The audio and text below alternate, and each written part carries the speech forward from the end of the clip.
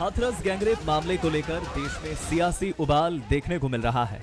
कांग्रेस के पूर्व राष्ट्रीय अध्यक्ष राहुल गांधी और महासचिव प्रियंका गांधी को हाथरस जाते हुए यूपी पुलिस ने रास्ते में गिरफ्तार कर लिया। इस दौरान राहुल गांधी के साथ पुलिस की धक्का मुक्की भी हुई। इस पूरे मुद्दे पर छत्तीसगढ़ में भी राजनीतिक पारा हाई है। इस बीच एनसीआरबी की रिपोर्ट का हवाला देकर बीजेपी ने प्रदेश सरकार पर हमला बोला है। बीजेपी का आरोप है कि महिला उत्पीड़न के मामले में प्रदेश की हालत खराब है। नेता प्रतिपक्ष धर्मलाल कौशिक ने राहुल गांधी और प्रियंका गांधी से छत्तीसगढ़ आने की अपील की है।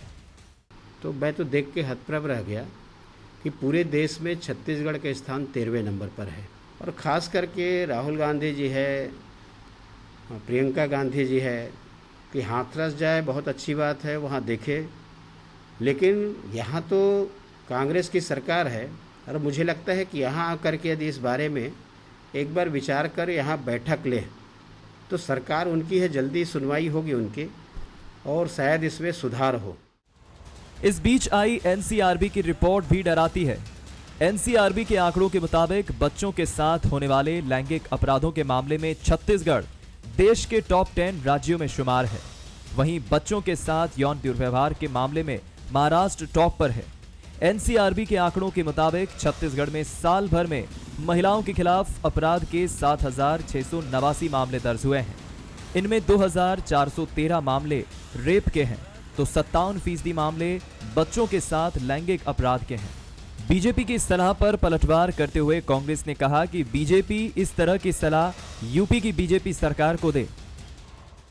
अब नेता प्रतिपक्ष जी से पहले कहें कि पूरे हिंदुस्तान की मीडिया में जो चर्चा हो रही है उसके बारे में स्वयं टिप्पणी करें, फिर छत्तीसगढ़ की चिंता वो करें। लेकिन रेट बढ़ रहा है, लगातार घटनाएं यहाँ भी बढ़ी है। मैंने कहा ना, माननीय गृह मंत्री जी ने कल और परसों भी समीक्षा की थी, लेकिन जो नेशनल क्राइम ब्यूरो की रिपोर्ट है उसके आधार पे जो बातें आ रही हैं, मैं ऐसा समझता हूं आज की तारीख में छत्तीसगढ़ में ऐसी स्थिति नहीं है। हाथरस की विभत्स घटना के बाद पूरे देश में गुस्सा है। लोगों के गुस्से के बीच एनसीआरबी के आंकड़े ने राजनीतिक दलों को एक दूसरे पर आरोप लगाने का मौका दे दिया है। बात चाहे यूपी की हो या छत्तीसगढ़ की, महिलाओं के साथ हो रहे रेप और शोषण जैसे अपराधों पर लगाम लगाने के लिए अब जनता भी मुखर हो रही है।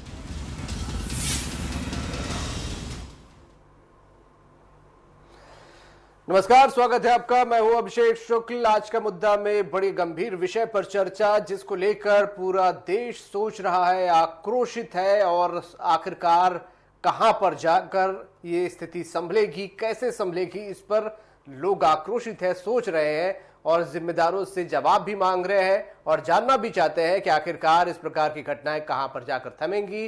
बात चाहे हाथरस की हो या छत्तीसगढ़ की या देश के किसी भी कोने की, महिलाओं के साथ जो रेप की घटनाएं खास तौर पर है वो रुक नहीं रही।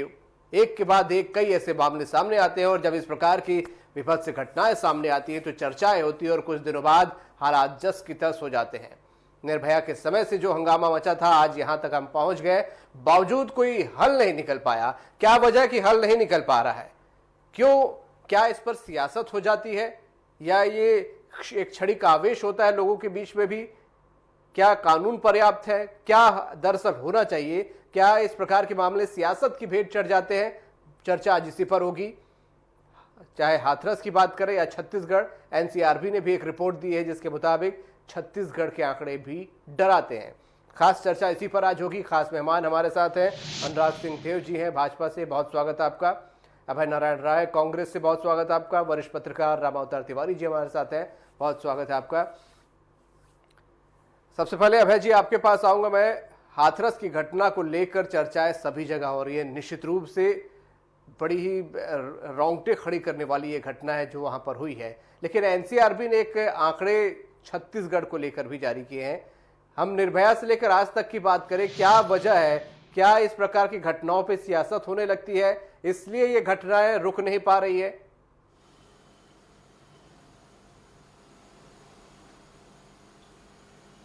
सबसे पहले अभिषेक जी मैं कहना चाहूंगा कि हाथरस की घटना विभत्स है और निंदनीय है, शर्मनाक है। और रेप पीड़िता के साथ रेप होता है, उसको मारा जाता है, उसकी जीप काटी जाती है, फिर वो दिल्ली पहुंचाई जाती है, फिर उसकी मौत होती है। और ये हिंदू धर्म के ठेकेदार जो उत्तर प्रदेश में राज कर रहे हैं, माननीय मुख्यमंत्री जी, रात को 12 बजे पुलिस के द्वारा उसका दाह संस्कार कराया जाता है। हिंदू धर्म में 6 बजे के बाद दाह संस्कार नहीं होते। ये उनको मुझसे ज्यादा, हमसे और आपसे ज्यादा पता है उनको, क्योंकि वो हिंदू धर्म के ठेकेदार हैं, मुख्यमंत्री हैं। उसके बाद घर वालों को चेहरा नहीं दिखाया जाता। अब घर वालों पे दबाव बना के इतना रुपया देंगे, नौकरी देंगे, बयान जारी करो कि हम संतुष्ट हैं। और उससे भी शर्मनाक बात कि पूरे देश में अगर सत्ता पक्ष है तो विपक्ष भी है। अबे जी, घटनाएं क्या हुई? हाथरस की घटना प्रधानमंत्री हैं और सत्ता चला रहे हैं, क्यों नहीं? राहुल गांधी जी देश के नेता हैं। देखिए, आप आज की बहस में 2 बातें आप उठा रहे हैं। रुक क्यों नहीं रही? हम चर्चा इस पर आज करना चाह रहे हैं। घटनाओं पे हम बहस करें कि ऐसी घटनाएं, देखिए, घटना जहां तक समाज के ये विभत्स लोग हैं, समाज के वो मानसिक रोगी लोग हैं, समाज के वो कलंक हैं जो ऐसी घटनाओं को अंजाम देते हैं। मेरी तो आत्मा कांपती है कि जब मैं सुनता हूं कि 2 साल 6 महीने 8 साल की बच्चियों से भी रेप होता है, बड़ी बच्चियों से भी रेप होता है, रेप के बाद फिर हिंसा करके उनको मार दिया जाता है। तो ये घटनाओं को लेकर पूरे समाज को चिंतित होना चाहिए और राजनीतिक दलों को सामाजिक स्तर पर मनोवैज्ञानिक लोगों से सलाह लेकर, समाज के लोगों से सलाह लेकर ऐसी घटनाओं को रोकना चाहिए। अगर छत्तीसगढ़ में भी ये घटना हो रही है तो मैं सरकार का प्रवक्ता होने के बाद भी आपसे यह कह रहा हूं कि नहीं होना चाहिए और इसको रोकने के लिए हमको कदम उठाना चाहिए। ये घटनाओं को हम राजनीतिक चश्मे से न देखें। अनुराग जी, क्या सियासत हो जाती है? इच्छा शक्ति की कमी हो जाती है? क्या दिक्कत है? ऐसी घटनाएं क्यों बार बार होती हैं? अनुराग सिंहदेव जी। देखिए, वास्तव में हाथरस की जो घटना हुई है, अनुराग सिंहदेव जी पुनः प्रवक्ता बने, मैं उनको बधाई दे रहा हूँ। बहुत बहुत धन्यवाद भाई साहब। सबसे पहले तो जिस विषय पर हम चर्चा कर रहे थे, जिसमें अभी अभी माननीय अभय नारायण राय जी ने काफी विस्तार से उस पर प्रकाश डाला है और खासकर आरोप भी कुछ लगाए हैं, लेकिन आज विषय जो है वो हाथरस के विषय को लेकर, और जो एनसीआरबी ने छत्तीसगढ़ का चेहरा कांग्रेस की सरकार को दिखाया है, पूरे देश को दिखाया है, इस पर हम चर्चा कर रहे हैं। लेकिन मुख्य रूप से जो एजेंडा है कि ये जो महिलाओं के खिलाफ जो अत्याचार हो रहा है, जो अपराध हो रहा है, इसमें कोई रोकथाम की स्थिति क्यों नहीं दिखाई पड़ रही है, या इसमें जो गिरावट आनी चाहिए वो क्यों नहीं हो रही है। निर्भया कांड एक ऐसा कांड था जिसने पूरे देश को हिलाया था और वास्तव में पूरे देश के यूथ और सभी समाज के लोगों ने इस पर प्रदर्शन किया था और कड़े कानून की मांग की थी। और उसके बाद मुझे याद है कि केंद्र की भाजपा सरकार ने रेप पर गंभीर कानून बनाए थे और यहाँ तक कि जो बाल अपराध थे उस पर फांसी तक की सजा तय की गई थी और उस पर एक नया कानून स्टैब्लिश किया गया था। यूपीए सरकार ने भी बनाया था, यूपीए सरकार ने भी बनाया था जी, बनाया होगा, लेकिन मैं तो मुझे जो ध्यान है वो बता रहा हूँ आपको मैं। लेकिन ये जो घटना थी जिस पर गंभीर कानून बनाया गया था और उत्तर प्रदेश के अंदर हाथरस की घटना हुई है, वास्तव में बहुत निंदनीय है। लेकिन मैं आपको एक बात बहुत स्पष्ट करना चाहता हूँ कि पूरे देश में उत्तर प्रदेश सरकार की जो छवि है वो बिल्कुल स्पष्ट छवि है कि ये सरकार क्रिमिनल्स के डेड अगेंस्ट है और क्रिमिनल को किसी भी तरीके से बर्दाश्त करने को योगी आदित्यनाथ जी की सरकार कतई तैयार नहीं है। उनको सबक सिखाया जाता है, उनको उचित दंड दिया जाता है और अपराधी अब जेल में रहना पसंद करते हैं, ये पसंद नहीं करते हैं कि वो थाने में पुलिस के हत्थे चढ़ जाए या खुले घूमे, ये उनके उसमें नहीं है। और यही कारण है कि लगातार यूपी के अनुराग जी, इसमें मैं अपराधी तो इसमें एक सवाल पुलिस पर भी उठ रहा है, उत्तर प्रदेश पुलिस पर। अपराधी तो जेल के अंदर है पर पुलिस का क्या जो बाहर है? देखिए, पुलिस ने अपना काम किया है। वास्तव में पुलिस ने जो आरोपी थे वो चारों को गिरफ्तार किया और उसके बाद उस पर कार्रवाई करते हुए फास्ट ट्रैक में सरकार ने निर्णय लिया है कि फास्ट ट्रैक में इसकी हियरिंग की जाएगी और शव इसमें को सख्त से परिवार सख्त के कार्रवाई बिना मौजूदगी के जला देना, ये भी पुलिस का ही काम था अनुराग जी। देखिए, ये तो जांच का विषय है और इसमें क्या परिस्थितियां थी, क्या हुआ है, ये तो दरअसल बताना बहुत कठिन है, क्योंकि लंबे समय तक वो अस्पताल में भी थी और दिल्ली से उनको उनकी डेड बॉडी को लाया गया है। किस परिस्थिति में लाया गया है, कैसा था, ये बताना बड़ा कठिन है। और खास तौर पर ये महामारी का कालखंड भी है और ऐसे में कई तरीके की सावधानियां रहती होंगी डेड बॉडी को लेकर भी। चलिए तो वो तो अनुराग जी, विषय मैं जो आपके है, पास लौटता हूँ। एक राम अवतार और जी की एक टिप्पणी ले लेता हूँ इस पे। राम अवतार जी, ये जो पूरे आंकड़े हैं, चाहे यूपी की बात कर ले या छत्तीसगढ़ की, एनसीआरबी ने छत्तीसगढ़ को भी लेकर एक आंकड़े जारी किए थे। उसमें भी कहा गया है कि महिलाओं के साथ जो अपराध है 13वें नंबर पर है और जो नाबालिग बच्चियों के साथ जो अपराध हो रहे हैं उसमें टॉप 10 पर है। क्या ये मामले रुक इसलिए नहीं रहे क्योंकि सियासत होने लगती है, ये तेरा राज्य, ये उसका राज्य, ये मेरी सरकार, ये उसकी सरकार?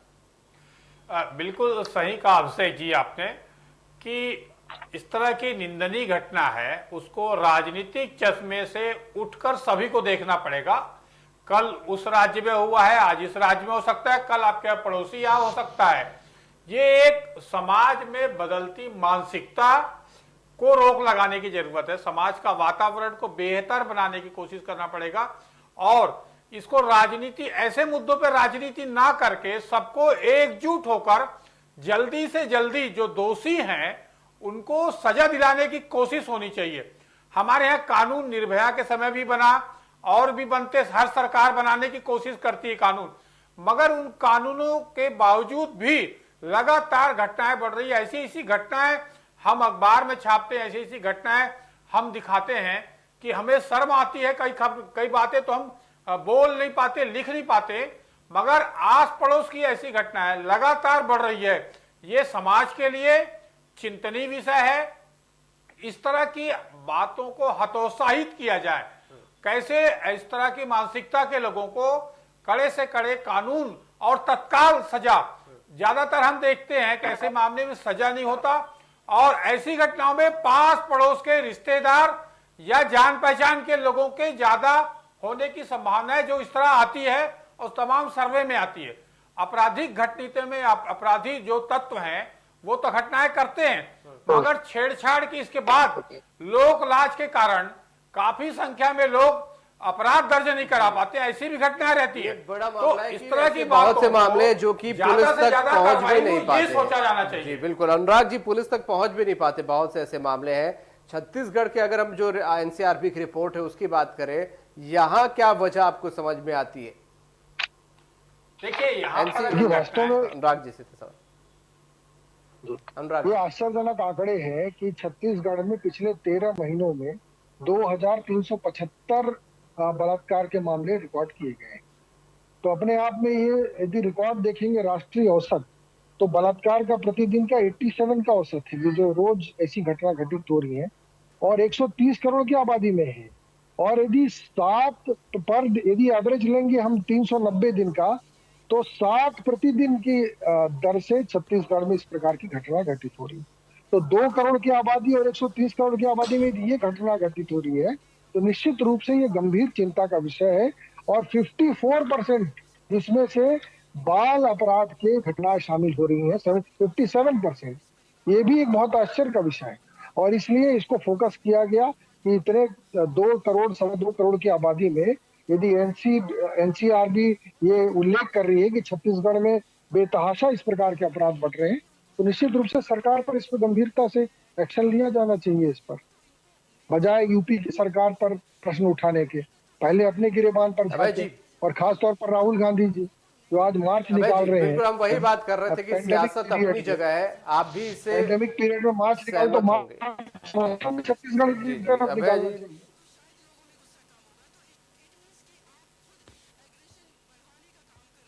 अभय जी, एनसीआरबी की रिपोर्ट के बारे में छत्तीसगढ़ की ओर जो इशारा किया गया है, क्या वजह है इसके पीछे, क्या दिक्कतें हैं छत्तीसगढ़ में, क्यों लगातार महिलाओं को लेकर ये अपराध हो रहे हैं? अभिषेक जी, मैं आरोप लगाने के पक्ष में अभी नहीं हूं। घटना बहुत दुखद है और आपकी बहस बहुत सार्थक है, लेकिन जब भी इस देश में केंद्र की सरकार में कोई घटना घटती है, भाजपा की सरकार में कोई घटना घटती है, घटना घटेगी उत्तर प्रदेश में तो आंकड़े छत्तीसगढ़ के दिखाए जाएंगे, घटना घटेगी महाराष्ट्र में तो आंकड़े राजस्थान के दिखाए जाएंगे। अरे आप बात करिए अभी यूपी की, और रेप होने के बाद जो घटनाएं घट रही देश में, जो विपक्ष को जाने से रोका जा रहा है, जो उसका दाह संस्कार कर दिया गया, ये सब चिंता का विषय है, ये सब सरकार की भूमिका है। जहां तक छत्तीसगढ़ की बात है अपराधों के बढ़ने की, मैंने पहले ही कहा कि बहुत ये विषय सामाजिक स्तर पर उठना चाहिए।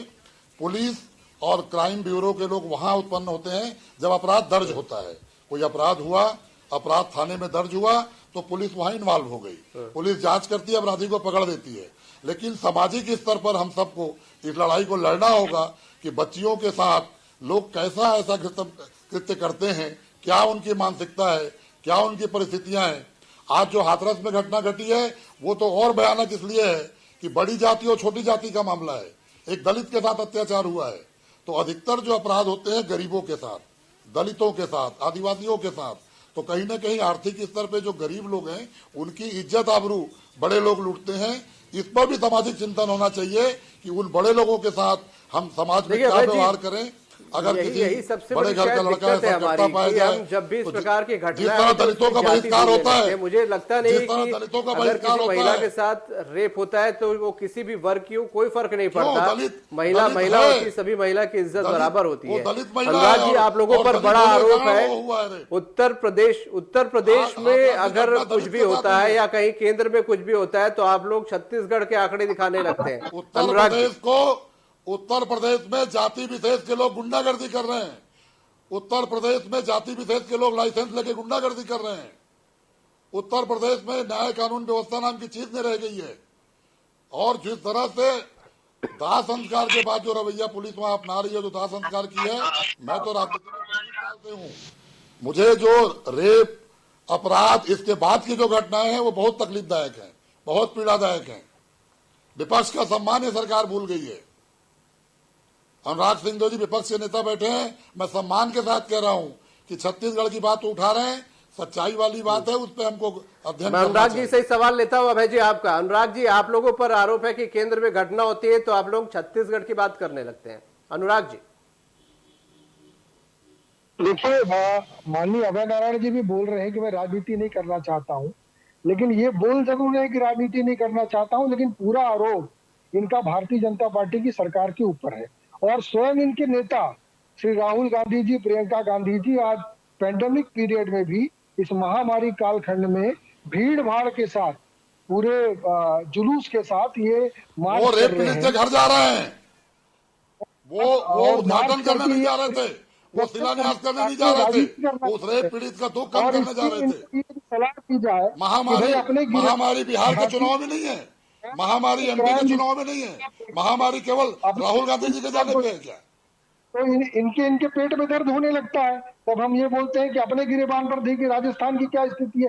राजस्थान का भी क्राइम रिकॉर्ड और बलात्कार के केसेस आप देख लीजिए क्या स्थिति है। पूरा देश देख रहा है, पूरा देश देख रहा है। आप देखिए राजस्थान देखिए, छत्तीसगढ़ देखिए, क्राइम तो क्राइम है, लेकिन आप विपक्ष के नेता को जाने से कैसे रोकेंगे?